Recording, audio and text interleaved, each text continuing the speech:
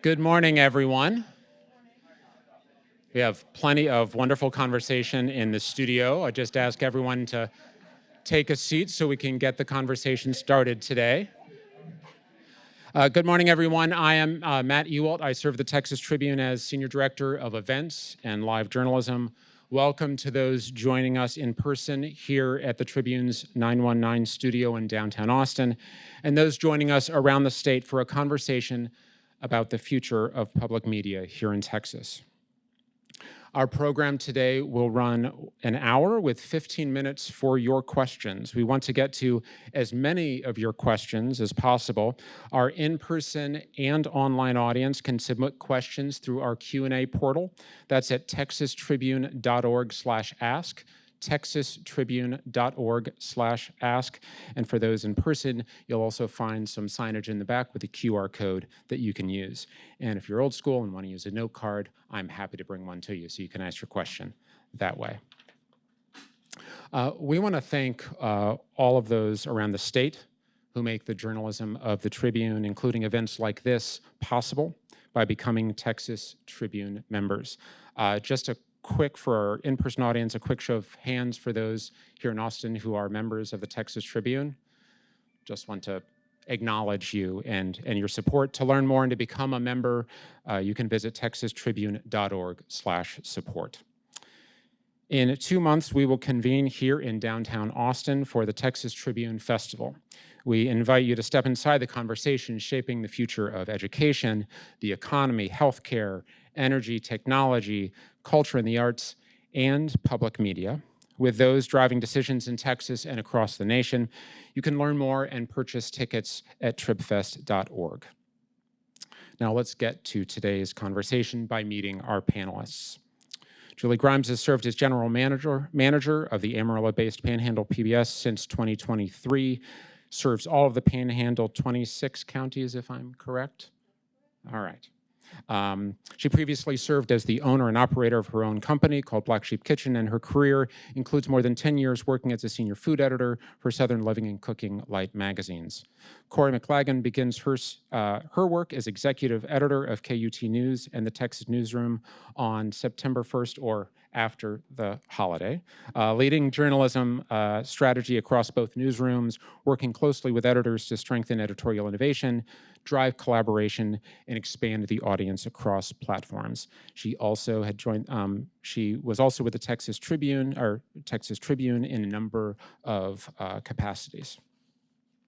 Luis Patino, president and CEO of Austin PBS, oversees the organization that informs, entertains, and bridges communities in Central Texas and beyond. He most recently served as president and general manager of Univision Media Group in Los Angeles. Moderating our conversation today is Texas Tribune editor-in-chief Matthew Watkins. He's been with the Tribune in various leadership roles for a number of years and began his duties as editor-in-chief this fall. I thank our audience and our panelists for joining us today, and with that, I turn the program over to Matthew. Okay, thank you, Matt, for that introduction. Thank you to our panelists for being here. Thanks for everyone joining us in the room and online. A lot to talk about. It's been a busy time for all of y'all this summer. I want to start first. I know that public media does more than journalism, right? And I want to talk about all of that and the services y'all provide for your communities. But it does feel to me that what has gotten us to this place where we are with cuts, and being targeted by the federal government is a lot of conversation around the journalism.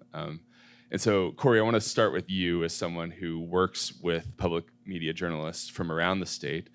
Full disclosure, of course, Corey, prior to doing that, worked for a long time at the Texas Tribune and was, for a time, my boss. So feels important. You did a great job. That. Thank you. And I'm very excited that the tables have turned and now I can be grilling you. But you, like I said, you work with newsrooms around the state. You will be, leading the KUT newsroom here starting next month. Talk to me a little bit about kind of what you view as the sort of journalistic philosophy for these public media stations, all the ones that you work for around the state, and the value that you feel you're bringing to the state by doing that work. Yeah, absolutely. And it's great to be here. So, the Texas Newsroom is the collaboration of all the NPR stations in Texas. So, we have 4 lead stations, which are the big stations in Texas: KUT here in Austin. Any KUT listeners in the audience, by the way? Okay. Texas Public Radio in San Antonio, Houston Public Media, and KERA in North Texas. And then we have these wonderful smaller stations around the state, whether it's KTEP in El Paso, KWBU in Waco, a bunch around the state. And we all try to work together to leverage our resources to tell stories almost as if we were one newsroom. And so when big news happens in Texas, which is all the time, we are there. So if it's the floods in Kerrville, if it's the shooting in Uvalde, if it's the wildfires in the Panhandle, or the legislative sessions that never seem to end. We are there, and we're telling those stories on the radio, online, on social media. They are free. They are for everyone. They're accessible to everyone. And each of these stations is really doing critical work in their communities. So here in Austin, we have this amazing transportation reporter named Nathan Bernier, and he just won a national Murrow Award for his reporting on what is being done at the Austin airport to keep it safe after there was a near miss where 2 planes almost collided. So really important work. And then beyond just the journalism, which of course is so important, these stations are community connectors. There is something magic about what public media does for its communities that is beyond the news. And so you take Marfa Public Radio, which is this gem of a station in far west Texas, and they cover like 30,000 square miles. Far west Texas, the Big Bend region, the Permian Basin. And they do important news reporting and are an important lifeline in emergencies and all of that. But they also have this thing called the Love Drive. And so on Valentine's Day, you can write in or call in and with a love message to your loved one, and they will read it on the air. And they will postmark your message from Valentine, Texas, and mail it to. These are really these stations are connecting community members. And then just the last thing I want to mention is just the role in emergencies. So this is really essential. So you think about the 2021 winter storm here in Texas, and we know that people told us that at KUT, that KUT was the way that they were able to get information when the power went out. They maybe didn't have access to the internet or to television, and they could get the radio in their car, or maybe they had a battery-operated radio. And so, of course, we're providing news in all the modern ways, digitally, online, email newsletters, all of that. But in emergency situations, radio can be very important. Yeah. Julie, this has really come up, this emergency service area has really been a big matter of discussion for rural areas. You mentioned you have 26 panhandle counties kind of in your coverage area. Fewer media options out there than a lot of different places in the state. Can you talk a little bit about the role you see your organization playing? Absolutely. Thank you. Also, I'm happy to be here. Thank you for having me. So, although our station is based in Amarillo, which is considered more of the non-rural part of the Texas Panhandle, we serve the 26 counties of the Texas Panhandle, which are heavily rural. And I think that's important to note because we live in areas where, for instance, we've done a couple of projects this year, which most of you will be able to see statewide soon, but one of them is called Broken Bread. It's about food insecurity among older adults in the Texas Panhandle. So what we discovered is that there's an entire county in the Texas Panhandle, Hall County, not only does not have any doctors, there are no nurses or nurse practitioners, there's not a pharmacy. So they have to drive to the next county in order to get any kind of medical care. So those are the kind of stories that we're telling in the Texas Panhandle in those 26 counties. We are the last locally owned television station. So locally owned and controlled television stations. So we feel like if we're not there to tell these types of stories, it's a real news desert out there where folks are not able to hear these kind of critical local stories. We're also working around preservation of the Ogallala Aquifer and water scarcity, water conservation. So that's another big statewide topic that is, very local to us in the Texas Panhandle. So it's that rural nature of the area that we serve. It's the fact that we live in areas where broadband is not always readily accessible, and even in the areas where it is, we have folks who are maybe socioeconomically challenged to the point that they're not able to pay for cable television. So it comes back to another, pillar in the mission of public media to be accessible to all. And so in rural areas like the Texas Panhandle, that really means something. Louisa, of course, there's another aspect of public media that parents like myself are, go through at least a phase in their lives where it feels like, every day we are that, 30 minutes of Daniel Tiger or other children's programming is incredibly important to our lives and our sanity. So I have experienced Austin PBS in a big way through that. But also, I know that you have really undertaken some efforts to kind of expand kind of local programming and everything like that. Can you just briefly tell us a little bit about the work you've been doing there? Sure. First of all, only 30 minutes? Really? Well, you try to limit screen time. All right, maybe sure. Sometimes it's more. More like 3 hours, right? Well, thanks for having me as well. A real pleasure. So I'm really glad you asked the question and the way you framed it, which is, when you think of public media, I think a lot of people still frame us as either TV stations or radio stations. And I think Corey really nailed it with the concept of community connectors, right? Sort of, we have that unique ability in some cases, like in the case of Austin PBS, we also have these connecting facilities in the community where we can host all sorts of different types of events, right? And a lot of times in the national news, you don't really hear about the things that we do in our local markets. I think sometimes when we see national news, those of us in local markets are sort of shouting from the mountaintops, talk about this, talk about that. Don't forget about what we do in educational services, for example, right? You mentioned Daniel Tiger, and PBS goes through a lot of research, intense research before they ever put out a kids program.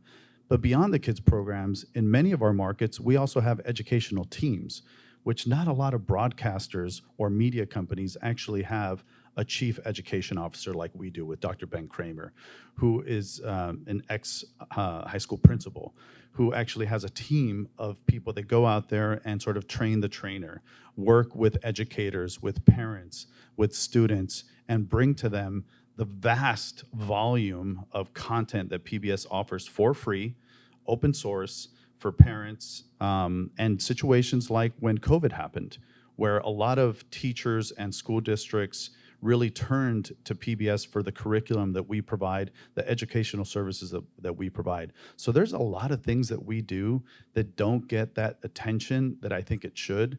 Another one that I'll just point out really quickly is our internship program.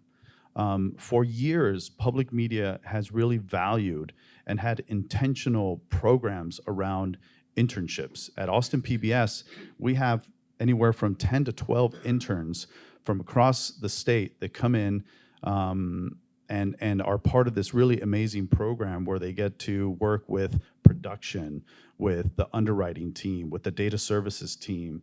And these are our future broadcasters, our future media engineers and technicians.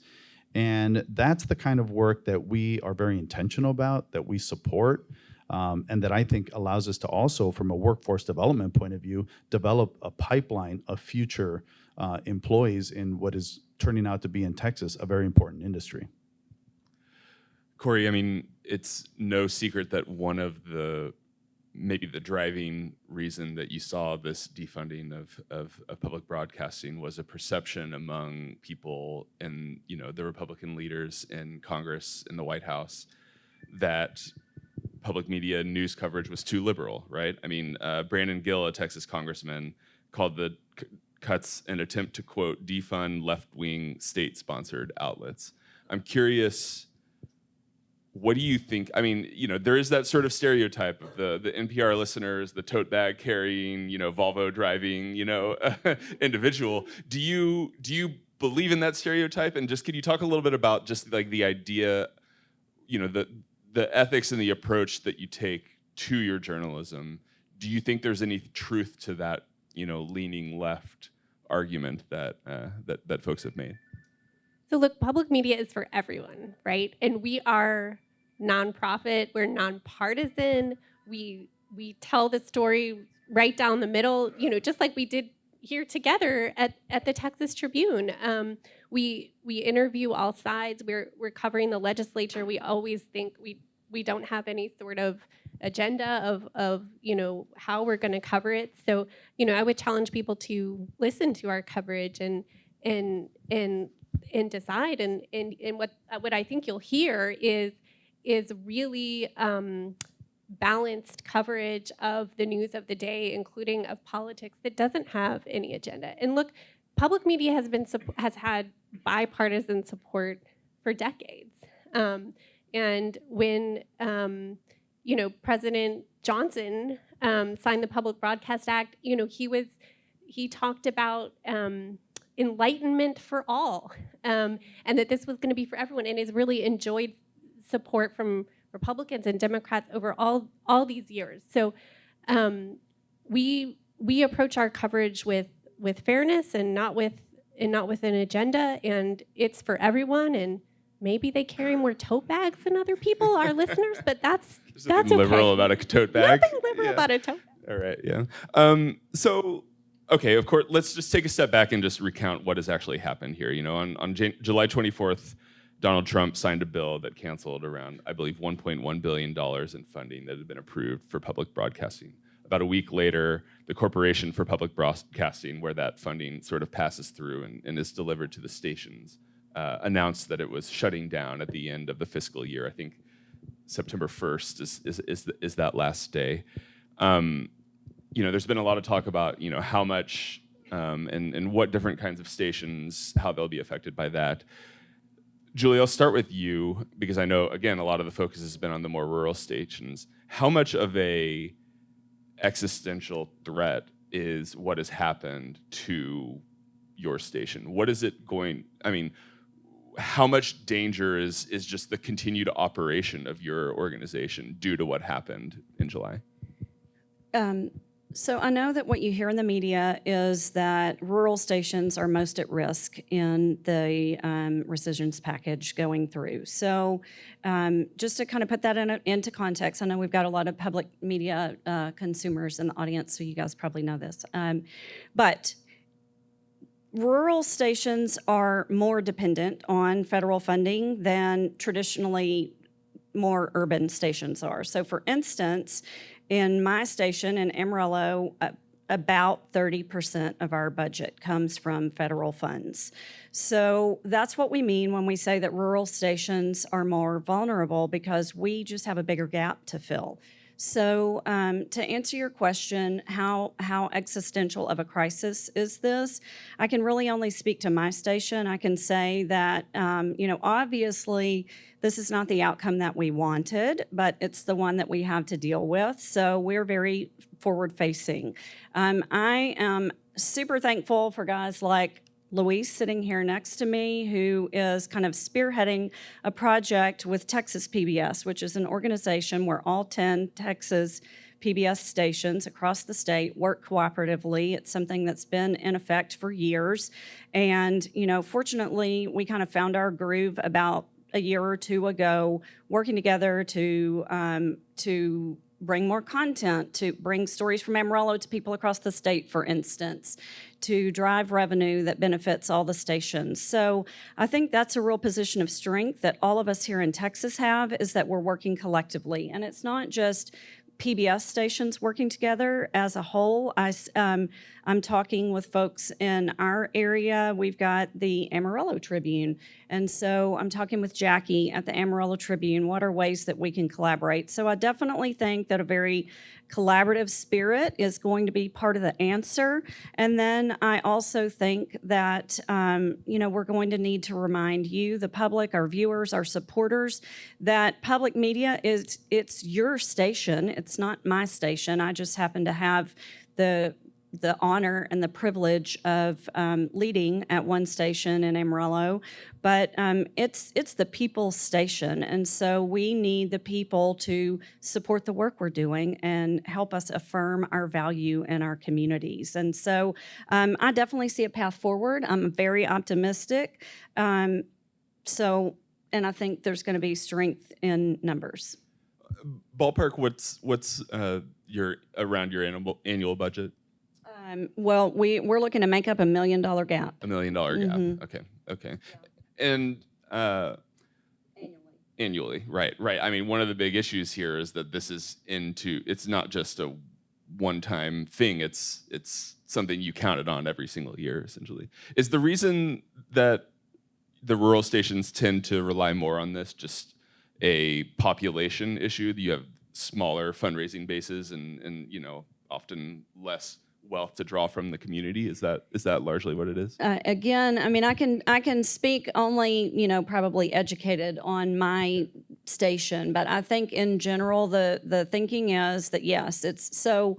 Although we serve 26 counties in the Texas Panhandle, that is a population of about 400,000 households. So, compare that to, say, Dallas or Austin. It is smaller population base to draw from. So fundraising is just more challenging in the era that we live in, we need to make sure, in our area, we operate off of one transmitter tower, but also 4 translators. So there's a vast network of equipment to maintain. There are expenses involved in that. So it's kind of a mix of things that make us more reliant on that federal funding. But at the heart, it does have to do with population and the ability to fundraise in those smaller markets.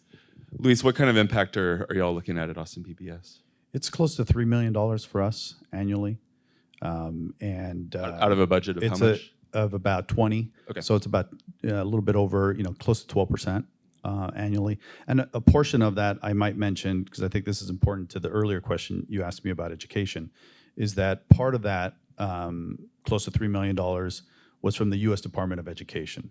So PBS as a whole also lost funding for a lot of our educational content and services. And that was the first to go. And I think that was about $30 million for the whole country. So in our particular case, it was close to 400,000 of that 3. So it's significant. I tell people all the time when they ask me, oh, well, what does that mean? I don't know. If anybody was to take away 10% of your budget, doesn't matter what kind of business you run, you probably have to do things a little bit differently afterwards. So significant. Corey, what's the situation in KUT? Yeah, so it really varies from station to station. At KUT specifically, it's a 6% gap, about $1.2 million a year. Houston Public Media, it's like 10%. But then some of those more rural stations, Marfa, it's like a third of their budget. And then at KWBU in Waco, for example, they're actually looking at a gap of like 56% because only a portion of that is this loss of the CPB funds. But they also recently lost some money from Baylor. So they are fighting for their lives right there. But I'm also optimistic, and I also think like you about collaboration. And we're already with the Texas Newsroom. We do 6 live newscasts every day that go out to like 30 stations. We have a show called Texas Standard, the national daily news show of Texas. That also goes out to stations all around the state. So we're already collaborating on the news, and this is forcing us to think, how else can we collaborate? What else can we do? It's forcing us to be innovative. And I think, public media is still going to be here, and we're still going to do this really important work. It might look a little different, and we're going to get creative on different solutions. I know some of the stations are looking at an event strategy, for example.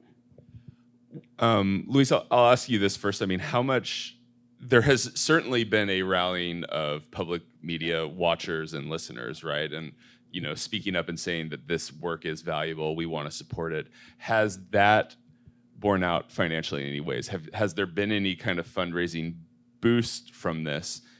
And to what extent, if at all, does that help make up for the losses that we're talking about here? Yeah, I think the community support has really come out and been quite vocal, both with their pocketbook and even just in terms of overall support, sending emails, sending messages, telling us how much they value their public media in markets like Austin. So yeah, I would tell you that the day after the federal funding went away, I think all of public media, whether you were an NPR station or a PBS station, saw an immediate response to that from the public. In our particular case, did we raise $3 million? No. But we did a significant fundraise most recently with our pledge drive. We've also had other types of music fundraisers, which we just had one last week, which was sort of unique to us because of sort of how much we do in the music space. And then I think what's been most interesting to me is people who have really come out to say, well, that's great. There's gap funding, which is fine, but that's not sustainable, right? So the conversations that interest me the most are the ones around, okay, well, what are we going to do to really leverage this moment and take advantage of potential innovation and really dive into a more digital-first mentality around what we do, and not just think of ourselves as TV stations and radio stations, but sort of platform-agnostic media organizations that are mission and purpose-driven. To me, that's what's really exciting, because I do think that through these collaborations, whether it's the Texas Newsroom or Texas PBS, we have the opportunity to actually grow. In the case of Austin, we most recently were awarded the broadcast license for Waco. So we're right now, together with our board of directors, actually exploring an expansion into the Waco market to relaunch Waco PBS. So you heard it here first. And we're really excited about that. And maybe there's an opportunity to partner with that NPR station that is suffering and struggling because of a lack of funding. Maybe there's an opportunity to partner with the Texas Tribune and The Bridge, which you all just recently launched, because that's the other thing. I think strategic partnerships are going to be key to our success. There's no reason why we should launch Waco PBS and not be holding hands with Texas Tribune, The Bridge, the NPR station, right? To me, that's sort of the perfect trifecta of local public media in a marketplace. That's great, and I agree that, collaboration being a big key here. I mean, Julie, y'all hosted all the Texas PBS stations across the state recently to kind of talk through how would you describe sort of the tenor of that conversation? What were some of the ideas and moods that were expressed there? Yeah, thank you for asking that question. So I mentioned earlier the Texas PBS group. We've been working together for, I don't know, a while. It predates both of us. So this was the first time that Amarillo hosted the meeting, and it was exciting to show folks, kind of the high plains. And we went out to Paladuro Canyon and we saw Texas the Musical. It's over for this summer, but make sure to make your way out there next year to see it.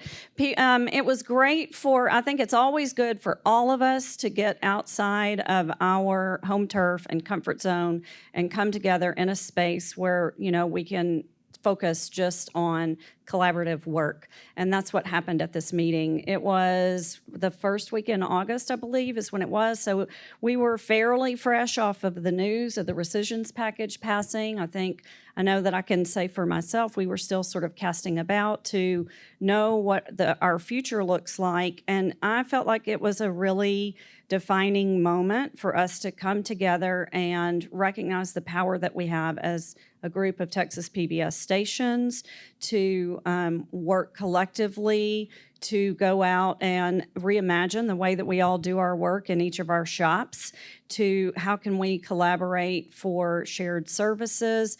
There was just a real, it's a very public media spirit of community that we had together.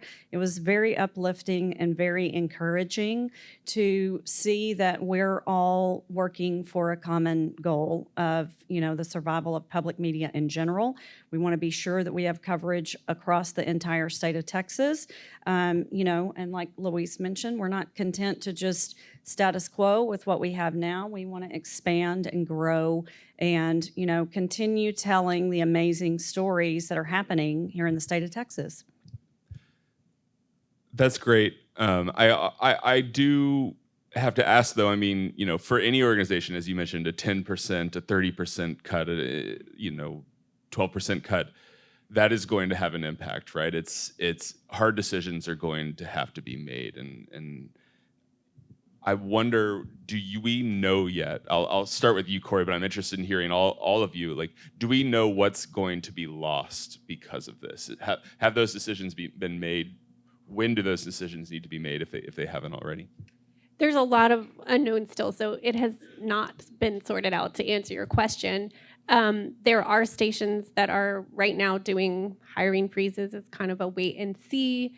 I know there's a lot of concern that the rural stations have about their broadcast equipment. What is going to happen to the towers and the antennas and the receivers that get bombarded by the Texas sun and the wind and need maintenance to make sure that they can reach those rural communities? Are they going to have the money to do that? I know people are just taking a real hard look at their budgets and where can they save. These are already very lean nonprofit organizations that don't have a lot of room to cut, but they are looking hard at their budgets, and then also looking for areas where they can bring in revenue and sort of change how they do business. So it's not settled yet, but everyone's kind of taking a hard look at what needs to happen. I would also just mention, as sort of a reminder, that this didn't just happen overnight. It's not like when the rescission happened, we were all shocked, right? We were disappointed, certainly, but it wasn't something that, we weren't reading the room on, right? This was a long time coming. And I think a lot of us were very strategic in even our 2024, 2025 budgets, knowing that this could be a possibility to prepare.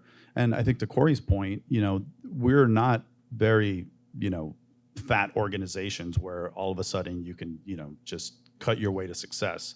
That is not the way we're looking at it. We think that there's innovation in around revenue opportunities.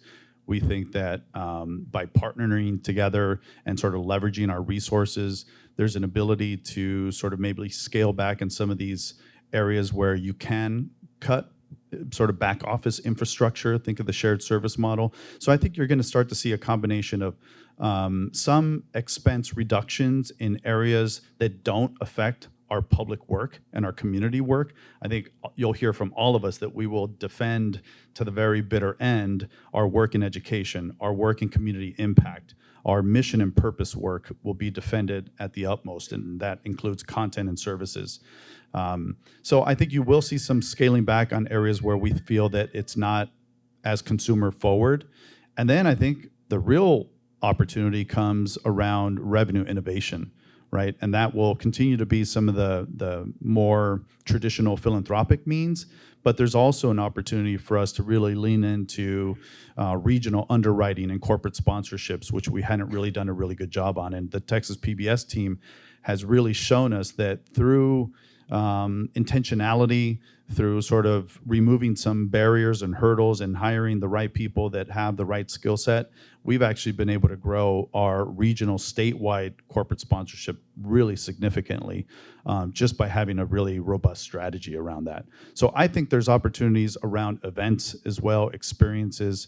So I'm really bullish on the revenue side of the opportunity. Because again, having been in the private sector, I'll be the first one to tell you just can't cut your way to success. Julia, how do you think Panhandle PBS will be different a year from now, say? It's hard to say at this point. I mean, like, there are many unknowns at the moment. I would like to start with a statement that may be counterintuitive to a lot of folks. Public media stations are very physically conservative. You know, we are accustomed to getting a lot of mileage off of a very few dollars. We're accustomed to, you know, it's not like we took those federal funds and you know, just we would multiply those in each market. That's kind of the formula that public media has been built on. So, you know, due to conservative stewardship of funding and so forth, you know, I feel like we've got a little bit of a luxury that we have some runway to be able to really strategically plan what our future is going to look like. In the near term, I don't see there having to be any big cuts. But as Louise said, you know, I'm very committed to our employees at Panhandle PBS. We have 13 full-time employees and 1 part-time employee, and you know, we're cranking out 2 and 3 documentaries per year. We are involved with Region 16 education, teachers, homeschoolers, parents, building that trust. We are building community with lots of partners in our area, also with that small staff. So I always say I know this is cliche, but we're small but mighty staff.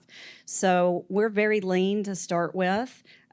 We will continue to do our mission-centric work. We are going to have some hard decisions to what are the things that we're getting less impact out of right now that we can let go so we can free up more time to do a long-term, long-range fundraising project that will help us with long-term fiscal sustainability. So those are the kind of conversations that we're having in Amarillo.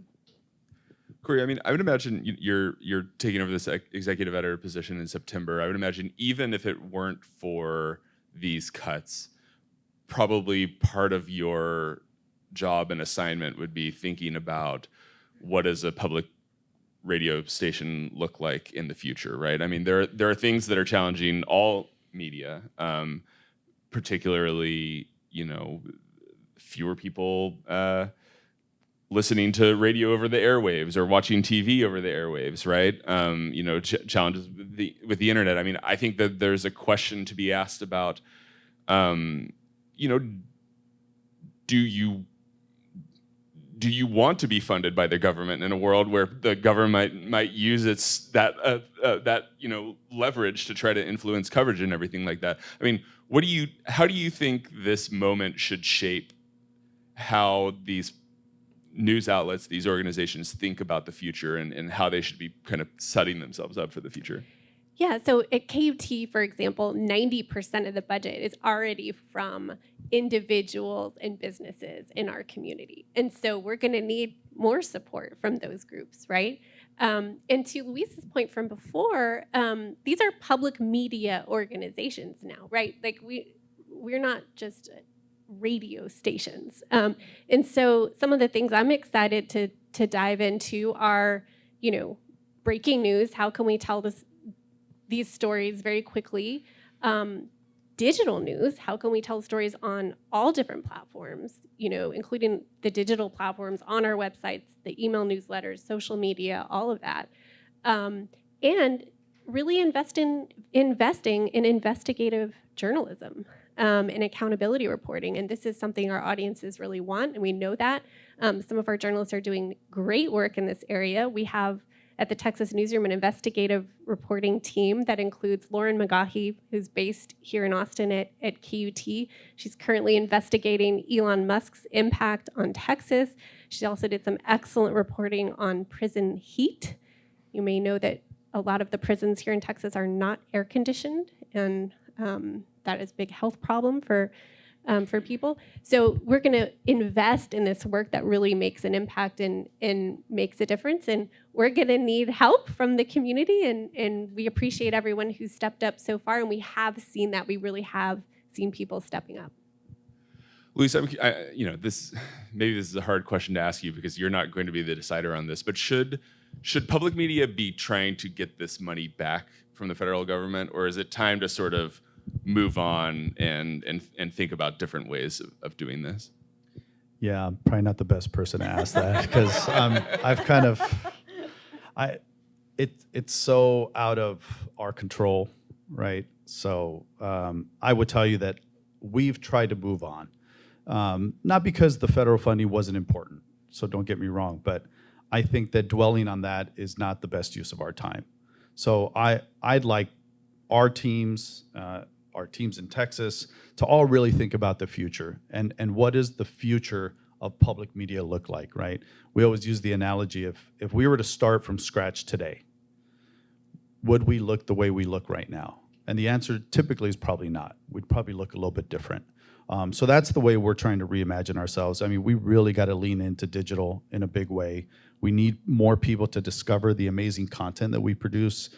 I wish that all of our other 8 colleagues were up here because, whether it's El Paso, Corpus Christi, Midland, Odessa, I mean, every single one of our markets and stations has something amazing to offer, which is why we've created this Texas PBS as a collaborative of content distribution, because we had so much content coming out of, the smallest of corners of our state. There's still parts of our state that don't have any public media. Think of the Rio Grande Valley is a complete desert. There's no NPR or PBS station down there. And think about how important that part of our, or that region within the state is.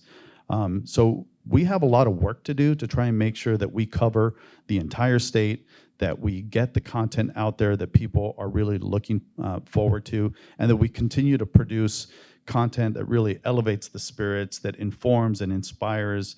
One of the things that we always promote is whenever we get asked the question about, what are some of the things that you're most proud of, we should all feel proud that Austin City Limits, a show that is produced right here out of this town, has survived 50 years.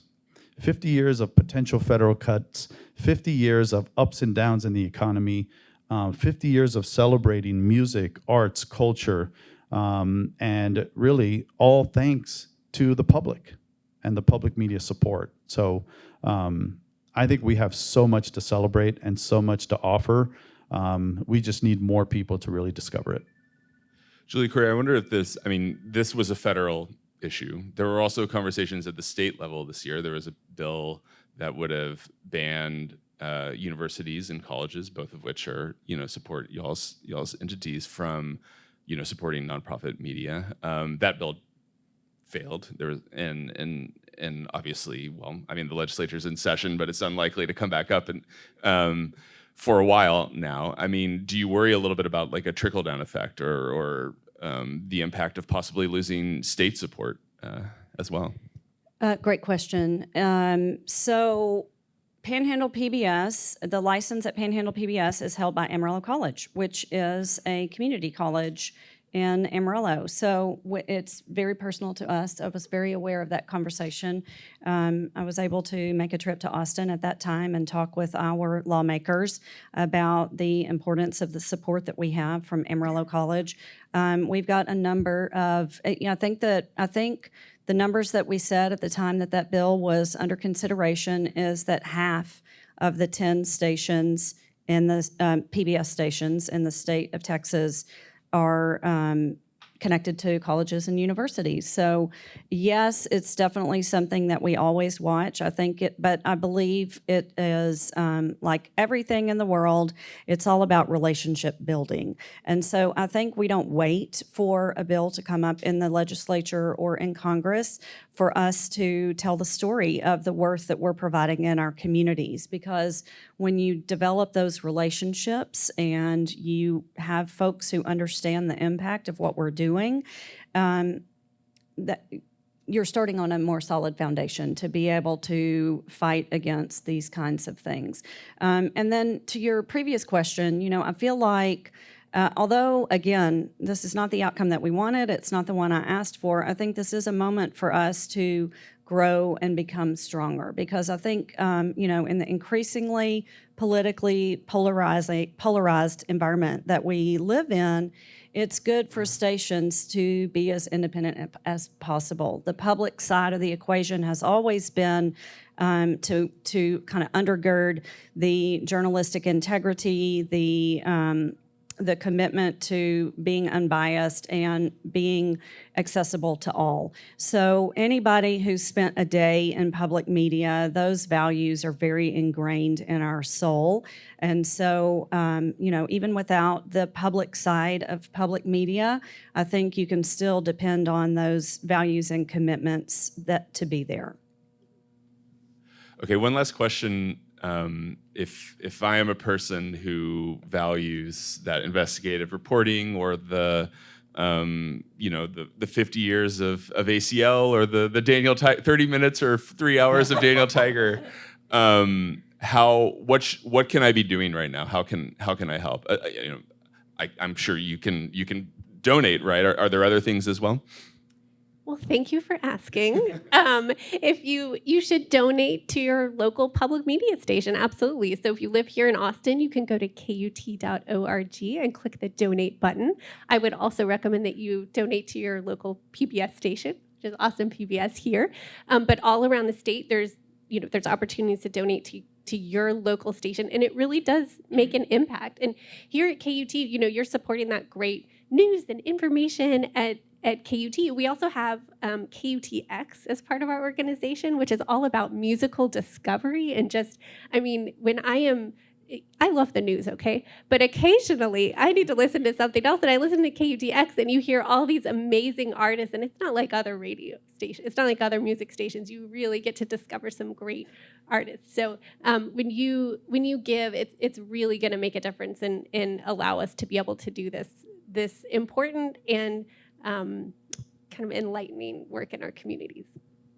And Matthew, just one more quick, come to our events also. So becoming a member and a donor is fantastic. You can also support the station, like Luis was saying. I know he's working on broadening the offerings for events and experiences that you can have, and I think that's something definitely to look forward to. But as far as Panhandle PBS and Amarillo, we are thrilled this fall in October, Lydia Bastianich will be coming to the Panhandle and hosting a dinner for us. So just supporting our events, coming to our fundraisers, and as old school as this will sound, call the station, call your local station, and we're real people who are there and answer the phones, and we'd love to hear from you. As much as we want to know what you need, we could also let you know, are there volunteer opportunities? Are there different ways that you can contribute beyond, the obvious ones, which are obviously to donate, to come to the events, to support the station? I'll just end with maybe a little bit different answer, but I agree with those two. They're very important.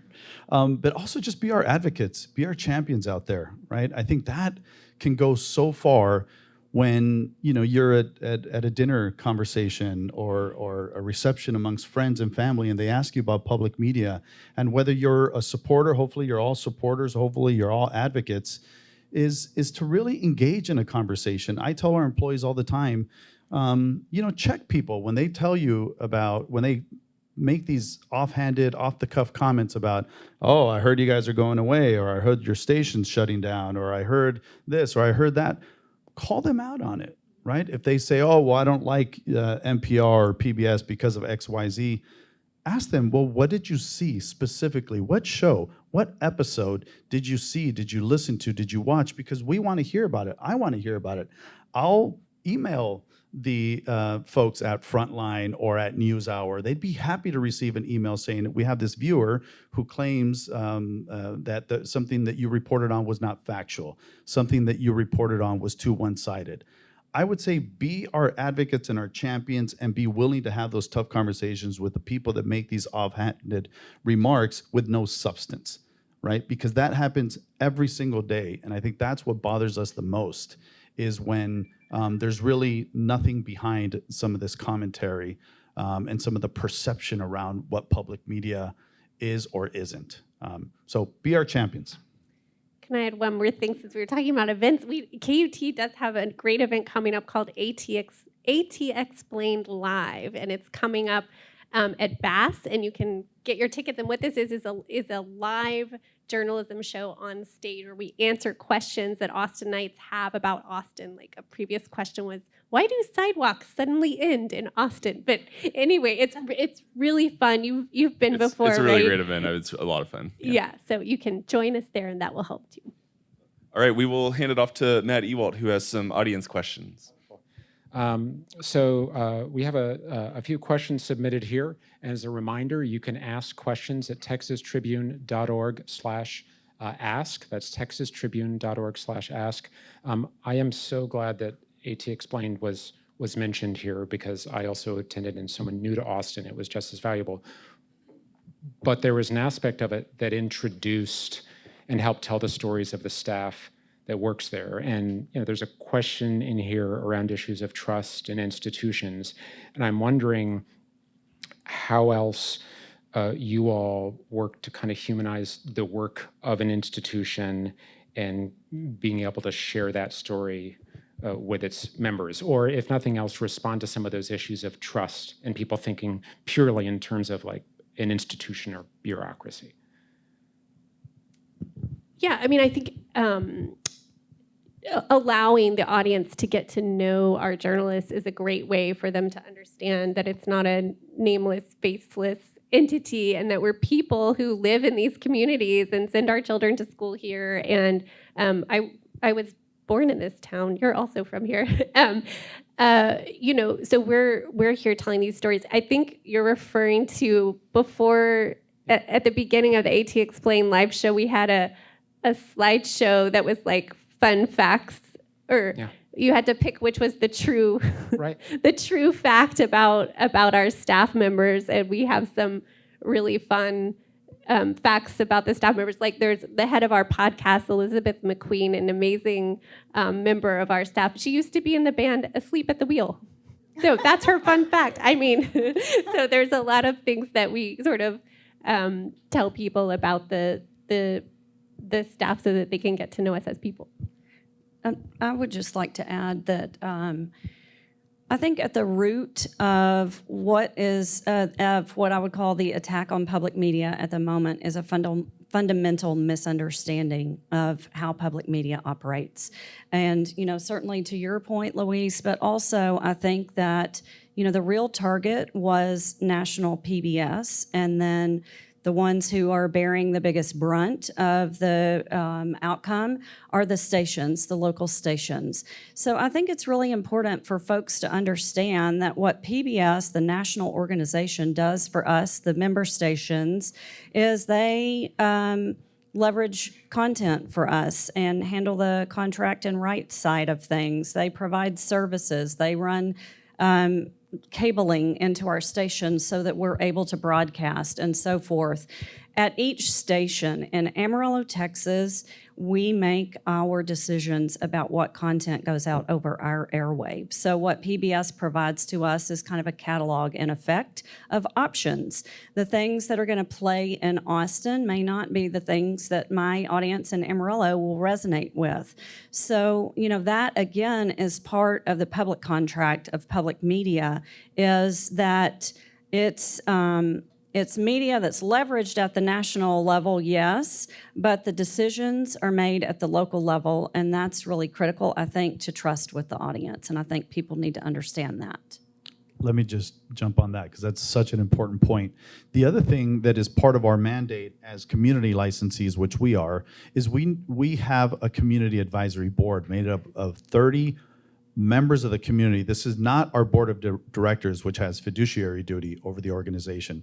But this community advisory board is critical to our listening about what types of stories we should be covering in what communities. So back to trust. One of the reasons that I think we have so much trust from the community is because they know that we are listening, right? In our particular case, we have a digital news product called Decibel, and we've actually been spending an entire year in the Runberg area. There is no local commercial news operation that is going to spend an entire year learning about communities like Runberg, which are so important important and critical to Austinites, right? And we listen to the community. We listen to what are the questions, the concerns that come out of these communities. Our community advisory board is basically our sounding board. And it's many times thanks to them that we're able to produce and create the kind of content that is going to most resonate with our community. I think that leads to our with the time we have, a last question that's building on Luis's point. You know, on top of needing to evolve and respond based on these cuts, you're also responding to a rapidly changing Texas and changing communities. You know, how do you work to engage, and how else do you work to listen and engage the communities you serve, and other examples like Luis just shared of that you can share? So we are always looking to engage new and diverse audiences across the state on multiple platforms. So one of the things that the Texas Newsroom has done is we've started a newsletter called Oye Texas, which is specifically aimed at young Hispanic Texans. And that's a free email newsletter, comes out once a week. It has news and information about Texas. And we're always looking to reach new audiences. Luis mentioned there are no NPR or PBS stations in the Valley, but I have a reporter in the Valley today, a reporter, Anna Campbell, who grew up in the Valley. She's reporting there right now as part of a series we're doing on new laws in Texas. So we're really trying to get out there around the state and give both our current audiences who have come to really rely on us for decades and reach new audiences as well. At Panhandle, we also have an advisory committee. Our governing body is the Board of Regents for the college that holds our license, and so we've got an advisory committee, so we speak with them. We talk with members of the community. We have some folks who bring their monthly donation into the station every month, so we literally will see them face to face. You also have to remember that, you know, in my viewing area, we have plenty of people who are still seeing us off of rabbit ears also. And so we've got a wide range of things to consider. But as an initiative that predates the defunding is that we've made a shift in 2025 toward a more audience-centric approach to how we determine our mix of content. And by that I mean, previously we would have had like content buckets. So we do arts and culture, we do history, so on and so on. So these days we've kind of flipped that, and we're looking to identify new segments of audience that we can engage with and develop and remain engaged with. The project title was The Rain We Keep. That was our documentary series that focuses on the Ogallala Aquifer and water conservation. And then we've spun out a digital series out of that called Sustain the Plains. So we were looking to identify folks in our area to whom sustainability issues are important and do a deep dive on this issue. And then we'll move forward with other issues of sustainability that are important to our highly agricultural dependent area. So that's definitely a big initiative to move to that audience-centric content model. Okay, well, I think we are right at the end of our time. So thank you so much for taking out time of your, I know it's a very busy time for all of y'all, but it was a great conversation. Thank you for being here. And thank you to the audience as well. Thanks everyone. You.